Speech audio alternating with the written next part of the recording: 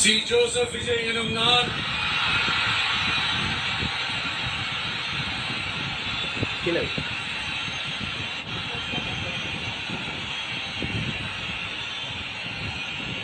சட்டப்படி அமைக்கப்பெற்ற இந்திய அரசியல் அமைப்பின்பால் உண்மையான நம்பிக்கையும் மாறா பற்றும் கொண்டிருப்பேன் என்றும் இந்திய நாட்டின் ஒப்பில்லாத முழு முதல் ஆட்சியையும் ஒருமையையும் நிலைநிறுத்துவேன் என்றும் தமிழ்நாட்டு அரசின் முதலமைச்சராக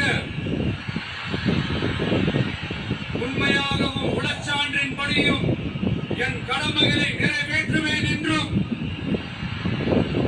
அரசியல் அமைப்பிற்கும் சட்டத்திற்கும் இணங்க அச்சமும் ஒருதலை சார்பும் இன்றி விருப்பு வெறுப்பை விலக்கி பலதரப்பட்ட மக்கள் அனைவருக்கும் நேர்மையானதை செய்வேன் என்றும் ஆண்டவன் மீது ஆணையிட்டு உறுதிமொழிகிறேன்.